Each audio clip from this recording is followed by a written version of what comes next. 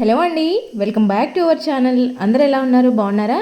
నేనైతే చాలా బాగున్నాను. మీరు ఇంకా బాగుండాలని నేను మనస్ఫూర్తిగా కోరుకుంటున్నాను. మీ అందరికీ కూడా డైలీ లైఫ్లో ఉపయోగపడే చిన్న టిప్స్ అయితే షేర్ చేయబోతున్నాను. ఈ టిప్స్ వల్ల మీరు హెల్తీగా ఉండడము, పనులు ఈజీగా చేసుకోవడము, ఇలాంటి కిచెన్ టిప్స్ కానీ హెల్త్ టిప్స్ కానీ చెప్పబోతున్నాను. సో వీడియో ఇక్కడ స్కిప్ చేయకుండా చివరి దాకా చూడండి. వీడియో నచ్చితే మాత్రం ప్లీజ్ లైక్ చేయండి. ఫస్ట్ టైం చూస్తున్న వాళ్ళైతే మన ఛానల్ని సబ్స్క్రైబ్ చేసుకొని బెల్ సింబల్ యాక్టివేట్ చేసుకోండి.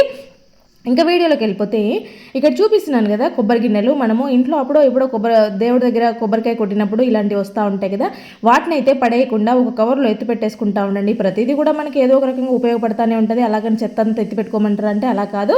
కాకపోతే ఇవి అయితే ఈ సీజన్లో చాలా బాగా యూజ్ అవుతాయి అనమాట. ఇంట్లో చిన్నపిల్లలు ఉండే వాళ్ళు కానీ లేదంటే ధూపం వేసుకునే వాళ్ళకి కానీ చాలా బాగా యూజ్ అవుతాయి. అది ఎలాగ అనేది చూపిస్తూ ఉన్నాను. ఇక్కడ ఈ సైజులో చిన్న ముక్కలుగా కొట్టుకోండి. చిన్న ముక్కలు అవసరం లేదు, మాకు పెద్దగా కావాలి అంటే అలాగే కాల్ చేసుకోవచ్చు. కాకపోతే మనకి అంత అవసరం ఉండదన్నమాట. కొంచెంగా వేసుకుంటాం కాబట్టి ధూపం వేసుకోవాలన్నా లేదంటే పిల్లలకి వేయాలన్నా కూడా ఇలాగా చిన్న ముక్కలుగా కాసేపు నిప్పుల మీద ఇట్లా మంట మీద పెట్టామంటే మనకి బొగులుగా రెడీ అయిపోతాయి అనమాట. అంటే నిప్పులు రెడీ అయిపోతాయి. ఇంకా ఇప్పుడు బొగులు కొనుక్కోవడం అంటే సిటీలో ఉండే వాళ్ళకి కొంచెం కష్టమవుతూ ఉంటుంది. ఈ సీజన్లో ఏంటంటే మెత్తబడిపోవడము ఎక్కువగా ఇది అవ్వకుండా ఉంటాయి. లేదంటే మనం బయట కొనుక్కోచుకుంటూ ఉంటాము. అవి కొంచెం కెమికల్ ఉంటాయి. నాకైతే ఆ స్మెల్ అస్సలు పడదు. ధూపం వేయడానికి అది కాల్చానంటే ఆ రోజంతా తలనొస్తుంది అనమాట. సో అందుకు నేను ఎక్కువగా ఇలాగే ట్రై చేస్తాను. సో మీ అందరికీ కూడా షేర్ చేద్దామని చేస్తాను. ఇప్పుడు ఈ నిప్పులు ఉన్నాయి కదా, దాని మీద ఫస్ట్ అయితే నేను ధూపం వేయడానికి సాంబ్రాణి వేశాను. చిన్నపిల్లలకి పొగ వేసేటప్పుడు పసుపు వేస్తే ఈ సీజన్లో ఏంటంటే జలుబు దగ్గు రాకుండా ఉంటాయి అనమాట. అంటే పసిపిల్లలకి పొగ వేస్తారు కదా తలస్నానం చేపించాక, వాళ్ళకి ఇలాగా వెల్లుల్లి పొట్టు పసుపు కలిపి మీరు పొగ పట్టారంటే వాళ్ళకి జలుబు అనేది అస్సలు అవ్వదనమాట. ఈ సీజన్లో దాదాపు ఊరికన వస్తూ ఉంటుంది. సో పాలు తాగే చిన్నపిల్లలకి ఎక్కువగా తలస్నానం చేపించాక కంపల్సరీ వేయాలి కాబట్టి ఆ టైంలో మీరు ఇలా వేశారంటే వాళ్ళనే కాదు పెద్ద పిల్లలైనా కూడా దగ్గు వస్తే ఇలాగా పసుపు వేసి పొగ పట్టించండి. చాలా బాగా వర్కౌట్ అయితే ట్రై చేయండి. నెక్స్ట్ వచ్చేసి ఇంకా ఇలాగా ఒక గిన్నెలో వాటర్ తీసుకోండి. ఈ వాటర్ కొంచెం హీట్ అవుతున్న టైంలో దీంట్లోకి అయితే మీకు ఎంత కావాలనుకుంటే అంత వేసేసుకోవచ్చు. ఇదైతే ఒక మనిషికి చూపిస్తున్నాను. 1/2 టీ స్పూన్ జీలకర్ర వేశాను. తర్వాత 2 లవంగాలకి పైన ఇలా మొగ్గ ఉంటుంది కదా, సో దాన్ని అయితే తీసేసి వేసుకోవాలి.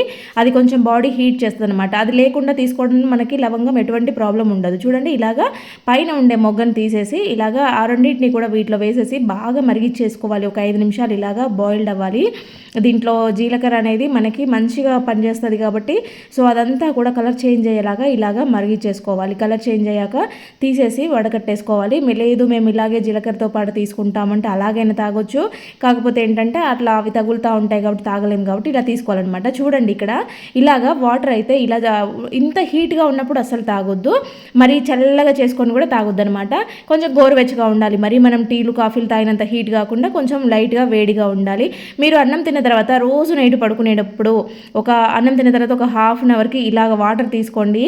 మీకైతే గ్యాస్ ట్రబుల్ అనేది లైఫ్లో కనపడదు. ఇంకొకటి చిన్నపిల్లలు కానీ పెద్దవాళ్ళు కానీ ఎవరైనా తీసుకోవచ్చు. ఇంకా ఈ సీజన్లో జలుబులు కామన్ కదా, సో మనకి డైజెషన్ బాగా అవుతుంది. మార్నింగ్ మోషన్ ఫ్రీ అవుతుంది. అలాగే ఎటువంటి కఫం ఉన్నా కూడా మనకి మొత్తం కూడా వెళ్ళిపోతుంది అనమాట.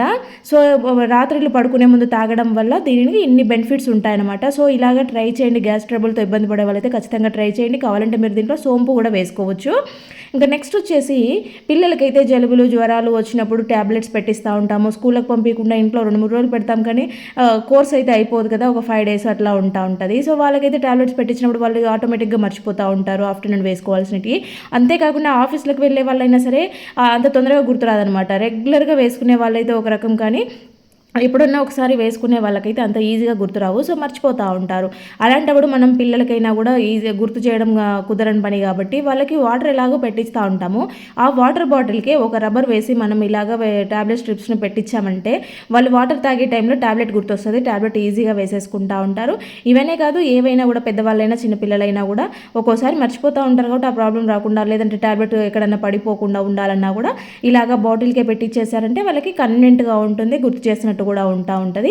ఇంకా నెక్స్ట్ వచ్చేసి ఇలాంటిది ఒక షాంపూ ప్యాకెట్ తీసుకోండి. షాంపూ ప్యాకెట్లు అంటే అందరం వాడుతూ ఉంటాం కదా, సో అది ఏ షాంపూ అయినా పర్వాలేదు, ఇది అదే అనే కాదు, ఏ షాంపూ అయినా పర్వాలేదు. జస్ట్ 1 రూపీ షాంపూ ప్యాకెట్ తీసుకున్నా మీకు చాలా రోజులు వస్తుంది అనమాట. ఇలాగా షాంపూ ప్యాకెట్ని తీసేసుకొని దీనికైతే కొంచెం చిన్న హోల్స్ పెట్టేసుకోండి. మరీ ఎక్కువ అవసరం లేదు, ఒక 5-6 హోల్స్ పెట్టేసుకోండి. ఇలా పిన్నిస్తో కూర్చారంటే హోల్స్ పడిపోతాయి అనమాట. ఇది ఎక్కడ యూజ్ చేస్తాననేది మీకు చూపిస్తాను. చూసారు కదా, మరీ ఎక్కువ హోల్స్ పెట్టారంటే తొందరగా అయిపోతుంది. ఇలా తక్కువగా పెట్టారంటే కొద్ది రోజులు కంట్రోల్ వస్తుందన్నమాట. మీరు ఫ్లష్ ట్యాంక్లోకి దీన్ని షాంపూ ప్యాకెట్ని వేసేయండి. ఇలా వేసేసి మీరు వాటర్ని ఫ్లష్ చేసినప్పుడు మీకు ఫ్లష్ చేసిన ప్రతిసారి కూడా షాంపూ అనేది కొద్దిగా రిలీజ్ అవుతూ ఉంటుంది అనమాట.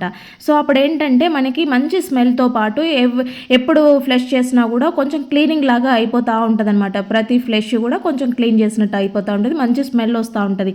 ఆ లోపల నిలబడిన వాటర్ కూడా మంచి స్మెల్తో ఉంటాయన్నమాట. వీక్లీ వన్స్ దీన్ని చేంజ్ చేసుకుంటూ ఉండండి.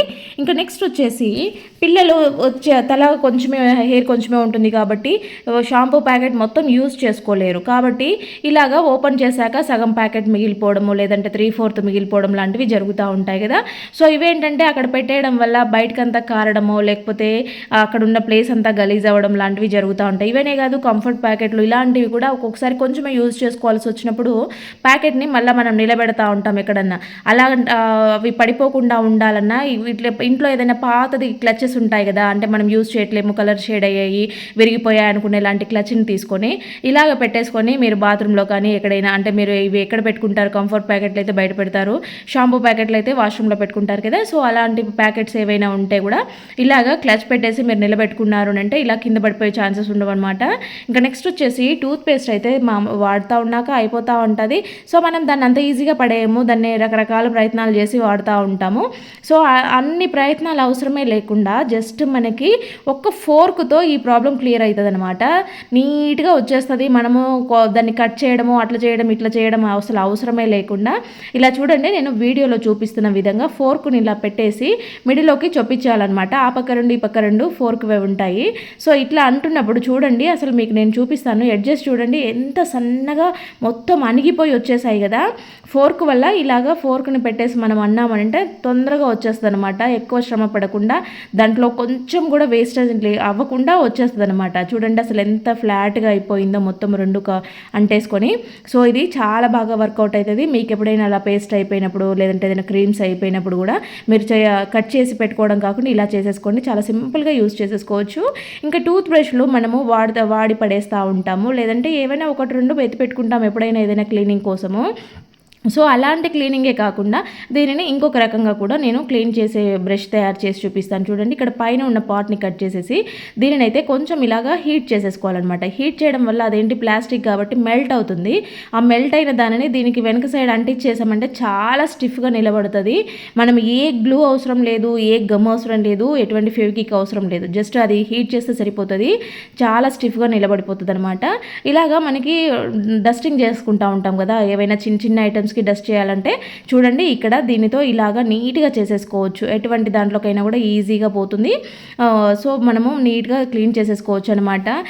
కంప్యూటర్స్ లేదంటే టీవీలు ఇలాంటివి చిన్న చిన్నవి రిమోట్స్ వీటి మీద లోపల బటన్స్లోకి డస్ట్ వెళ్ళిపోతూ ఉంటుంది కదా. సో వాటన్నిటిని కూడా దీనితో నీట్గా చేసేసుకోవచ్చు. మనకి చాలా సింపుల్గా ఈజీగా వచ్చేస్తాయి అనమాట ఇట్లా డస్టింగ్ చేయడము.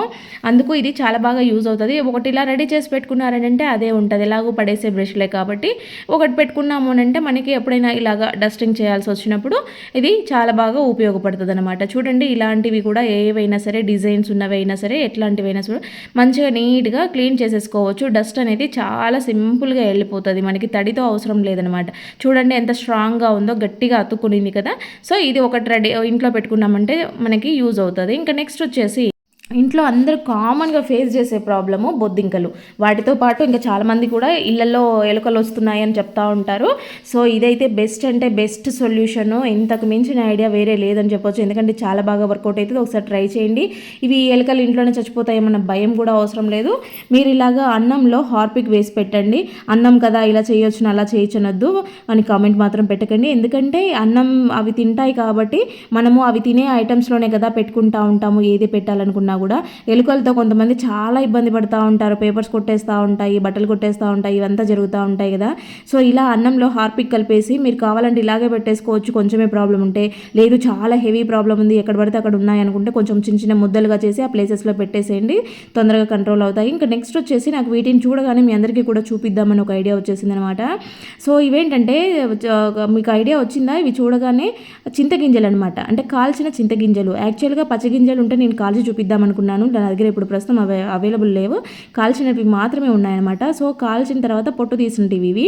చిన్నప్పుడు చింతగింజలు అంటే సమ్మర్లో పల్లెల్లో చిరుతిండ్లు అంటే ఏముంటాయంటే చింత పువ్వుని దంచుకొని ఉప్పేసుకొని తినడము, చింతగింజలు కాల్చుకొని తినడము, చింతపండు ఉప్పు దంచుకొని తినడం, ఇలాంటివే అనమాట పిల్లలకి స్నాక్స్. ఒకనొకప్పుడు మా టైంలో ఫ్రిడ్జ్లో చాక్లెట్స్ పెట్టుకొని బిస్కెట్స్ పెట్టుకొని నెలలు ముందే తెచ్చి పెట్టడము, ఎప్పుడు కావాలంటే అప్పుడు ఇంట్లో టీవీ చూస్తా కూర్చొని తినడం, ఇలాంటివి ఏవి ఉండేవి కాదనమాట. మా ప్రయత్నాలు మేము చేసుకునే వాళ్ళము. అలాంటివి చింతగింజలు కూడా కాల్చుకొని పొయ్యిలో నిప్పుల్లో కాల్చుకొని తినేవాళ్ళం. అప్పుడు అనేవాళ్ళు ఏం దొరకలేదా చింతగింజలు తింటాను అనేవాళ్ళు. కానీ ఈ చింతగింజల్లో చాలా లాభాలు ఉన్నాయని ఈ మధ్య తెగ వీడియోలు వచ్చేస్తా వైరల్ అవుతా ఉన్నాయి కదా. మోకాళ్ళు అనేవి చిన్నపిల్లలు పెద్దవాళ్ళు అసలు ఎవరు తేడా లేకుండా ఈ రోజుల్లో మోకాళ్ళ నొప్పులు వచ్చేస్తూ ఉన్నాయి. ఏమన్నా అంటే మోకాళ్ళలో గుజ్జు అరిగిపోయింది, మోకాళ్ళలో కీళ్ళు అరిగిపోయినాయి, అవి ఇవి అని చెప్తున్నారు. ఈ చింతగింజల వల్ల చాలా యూజెస్ ఉంటాయంట, ట్రై చేయండి. మీ దగ్గర చింతగింజలు ఉంటే కనుక ఖచ్చితంగా ఇలా వేపుకొని తినండి.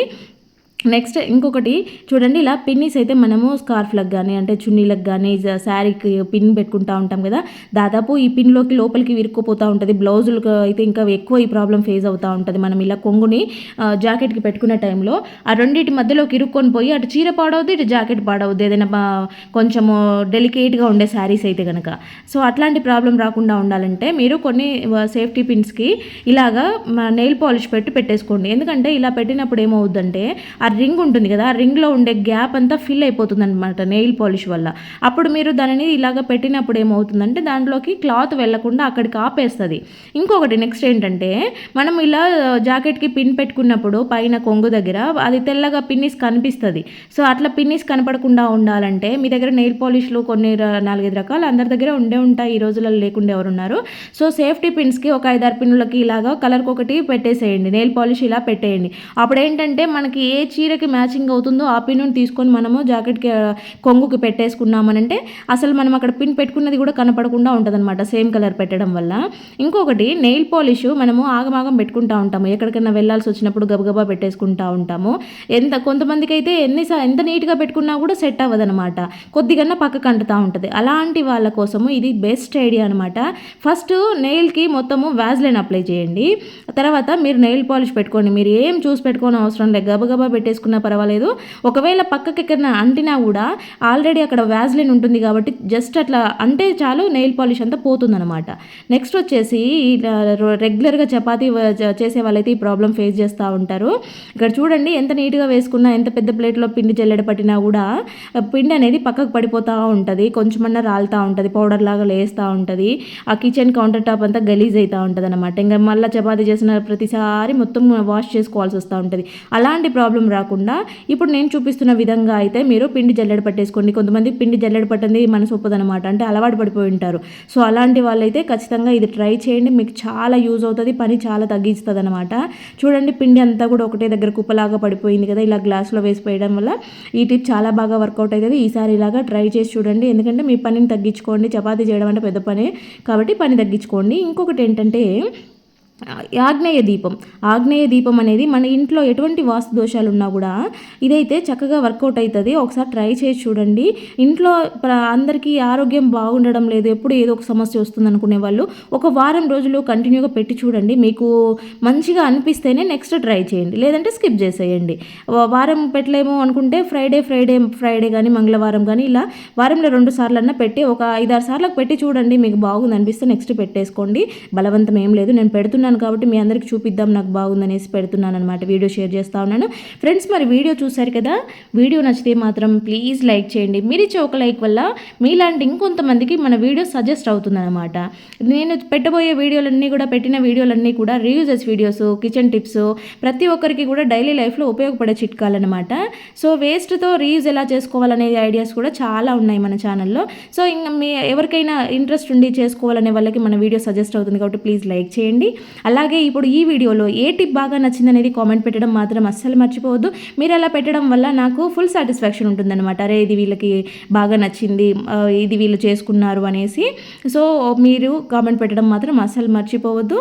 అలాగే ఫస్ట్ టైం మన ఛానల్ని చూస్తున్నట్లయితే ప్లీజ్ సబ్స్క్రైబ్ చేసుకుని బెల్ సింబల్ యాక్టివేట్ చేసుకోండి. Thank you for watching.